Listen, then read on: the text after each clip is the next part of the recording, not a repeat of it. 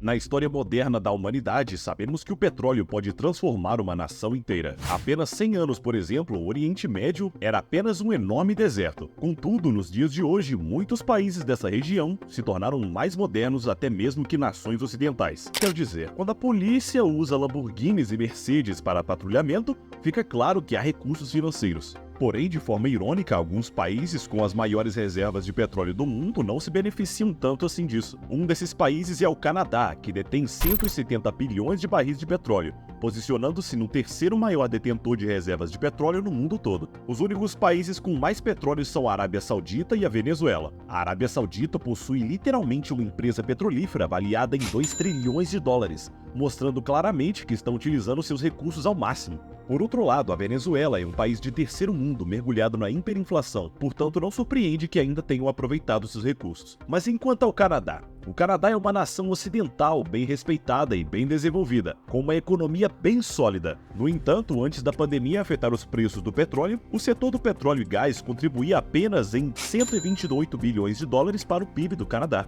Para efeitos de comparação, houve anos que os lucros da Saudi Aramco, a principal empresa do governo da Arábia Saudita, sozinhos se aproximaram de 128 bilhões de dólares. Então, por que o Canadá não explora as suas reservas enormes de petróleo?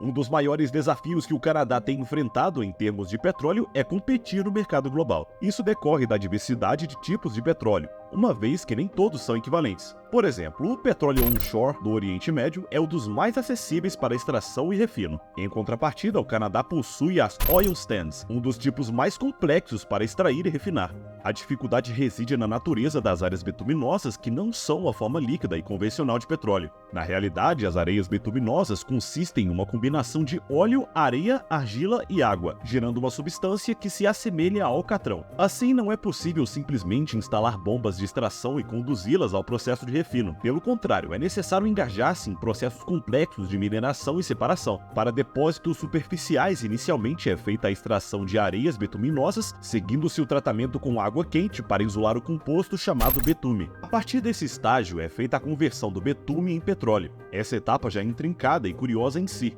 Porém, o desafio é agravado pelo fato de que essa técnica só é viável em depósitos terrestres. Infelizmente, cerca de 80% das areias bituminosas não são dessa categoria. Normalmente, grande parte das areias bituminosas são enterradas a mais de 75 metros abaixo do solo, o que requer produção no seu lugar original. É quando você bombeia um monte de vapor quente no solo para separar o betume das areias bituminosas. A partir daí, um poço de extração coletará o betume isolado, que poderá ser convertido em petróleo bruto. Como se pode imaginar, devido à complexidade envolvida nesse procedimento, a produção da areia betuminosa é naturalmente mais custosa do que a perfuração tradicional de petróleo. Entretanto, essa é apenas a primeira das dificuldades enfrentadas pelo Canadá. Dado que o país é uma nação desenvolvida do Ocidente, há padrões estabelecidos em termos de salários e condições de trabalho. No estado de Alberta, por exemplo, a média salarial para trabalhadores na indústria de petróleo e gás é de 32,52 dólares canadenses por hora, o que equivale a cerca de 75 mil dólares canadenses por ano. Mesmo ao considerarmos os 5% dos trabalhadores com renda mais baixa nesse setor em Alberta, eles recebem cerca de 15 dólares canadenses por hora, ou seja, 31.200 dólares canadenses anuais.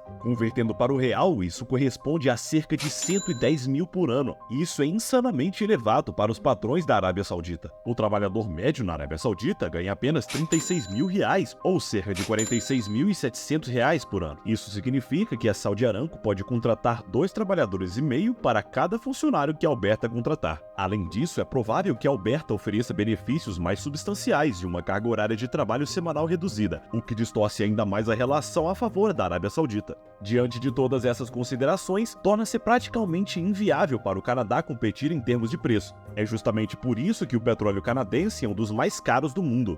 O custo médio de equilíbrio para produzir um barril de petróleo no Canadá é de cerca de 74 dólares. Enquanto isso, o custo médio de um barril de petróleo no Oriente Médio é de aproximadamente 29 dólares. Diante desses números, a comparação é praticamente desigual. O Canadá teria que absorver uma perda de 45 dólares por barril apenas para equiparar-se aos preços do Oriente Médio. Em contrapartida, a região do Oriente Médio precisa apenas reduzir o preço em $29 por barril para fornecer o seu petróleo de forma gratuita. Diante de uma diferença de preços tão acentuada, não é surpreendente que a indústria petrolífera canadense não seja tão lucrativa. As barreiras impostas pelos custos de produção e pela concorrência com regiões de custos mais baixos são fatores determinantes que dificultam a competitividade do Canadá no mercado global de petróleo.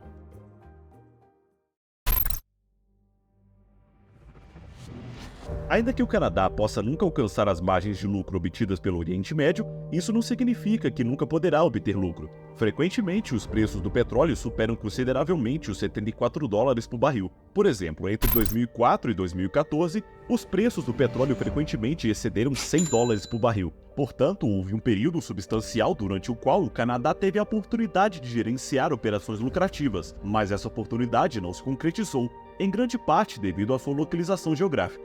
O Oriente Médio está estrategicamente situado para servir um mercado global. Ao norte limita-se com a Europa, a leste com a Ásia, a oeste com a África e ao sul com o Oceano Índico. Essa posição confere uma vantagem significativa na construção de redes de transporte robustas, incluindo rotas de navegação, sistemas rodoviários, ferrovias, oleodutos, entre outros. Enquanto isso, o Canadá tem os Estados Unidos e é isso. Se quiserem explorar o petróleo para qualquer outro país, a única opção é usar o mar. E o Canadá basicamente negligenciou completamente essa opção, dado que 99% do seu petróleo acaba no mercado norte-americano.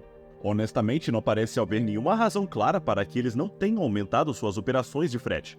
O principal desafio reside na infraestrutura petrolífera substancialmente subdesenvolvida, o que tornou extremamente complicado o transporte de petróleo de Alberta até a costa do Pacífico. Considere, por exemplo, o oleoduto Trans Mountains. Concebido para viabilizar o transporte de petróleo de Alberta até a costa da Colômbia Britânica, esse projeto foi encomendado em 1951. As fases iniciais do trabalho avançaram rapidamente, com o oleoduto já instalado e operacional em 1953.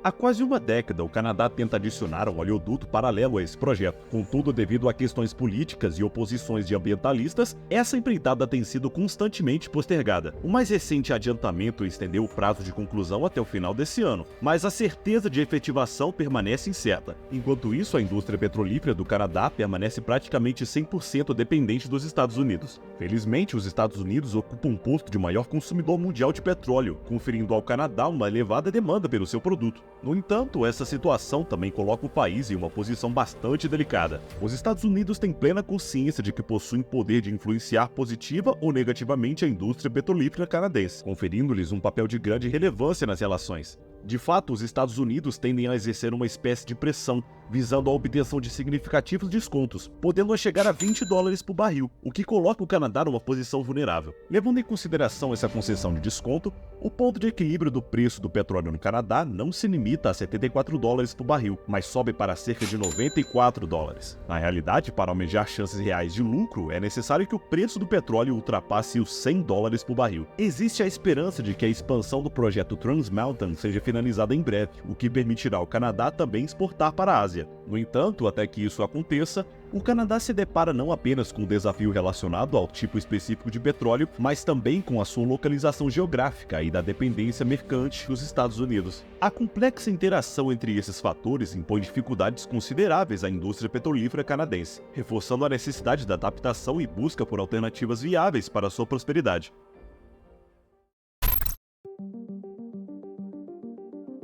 Nesse ponto, você deve estar pensando que as coisas não podem piorar para o Canadá. No entanto, a realidade é que essa possibilidade não apenas existe, mas também já se concretizou. Além de enfrentar imensas batalhas relacionadas a areias bituminosas e a sua localização, o Canadá também está engajado em uma luta séria de grupos ambientalistas. É natural que qualquer operação fundamentada em combustíveis fósseis enfrente uma certa oposição. Mas as areias bituminosas enfrentam uma oposição particularmente intensa devido ao impacto especialmente prejudicial que causam ao meio ambiente. O processo de transformação das areias bituminosas em petróleo utilizável não é apenas longo, caro e complexo, mas também consome consideráveis quantias de água e energia. Para agravar a situação, esse processo não resulta na emissão de subprodutos ambientalmente amigáveis. Na verdade, a extração de areias bituminosas emite até 3 vezes mais poluição do aquecimento global do que a extração tradicional de petróleo bruto. Não se trata apenas da poluição atmosférica. A produção da areia bituminosa não esgota só fontes de água doce, mas também cria lagos gigantescos de resíduos tóxicos. Diante dessa realidade, não é surpreendente que os defensores do meio ambiente estejam profundamente envolvidos nessa questão. De fato, os grupos ambientalistas representam uma das principais razões para os inúmeros atrasos enfrentados pelo projeto de expansão da Trans Mountain. Sua argumentação baseia-se na ideia de que o gasoduto original por si só já causa danos consideráveis ao meio ambiente, tornando-se, portanto, incoerente construir outro oleoduto paralelo. E, sinceramente, eles têm fundamentos sólidos para suas preocupações. Desde 1961, a Trans Mountain reportou 84 incidentes de vazamento de petróleo, resultando em mais de um derramamento por ano em média. Além disso, não se trata apenas do meio ambiente em risco. Indícios apontam que a produção de petróleo a partir de areias bituminosas também está prejudicando moradores locais. Pesquisas científicas estabeleceram uma correlação entre áreas de produção de areias bituminosas e taxas elevadas de câncer. É verdade que correlação não implica casualidade, porém a associação entre os dois fatores é tão clara como a luz do dia. Olhando para uma perspectiva abrangente, não é somente o ambiente do Canadá que está sob ameaça devido à produção de petróleo. O objetivo de produzir petróleo é vendê-lo para os países que têm demanda. Quando esses países utilizam esse petróleo, estão simultaneamente poluindo seus ecossistemas. Naturalmente, é possível argumentar que se esses países não adquirissem o petróleo do Canadá, o comprariam de outras fontes, o que é uma observação válida. No entanto, do ponto de vista ético, essa abordagem não absolve o Canadá de sua contribuição para a poluição. Talvez você esteja se questionando: qual a relevância disso? Bem, é importante observar que o Canadá não está necessitado de vender petróleo para garantir um desempenho favorável. Sua situação econômica já é sólida. O mesmo, porém, não é verdade da maioria dos países do Oriente Médio, que dependem em torno de 90% de suas receitas provenientes de petróleo. Assim, faz sentido que a responsabilidade pela poluição seja deixada para os países que têm essa necessidade, enquanto o Canadá evita agravar a sua própria poluição, especialmente quando essa prática não é essencial para a sua prosperidade.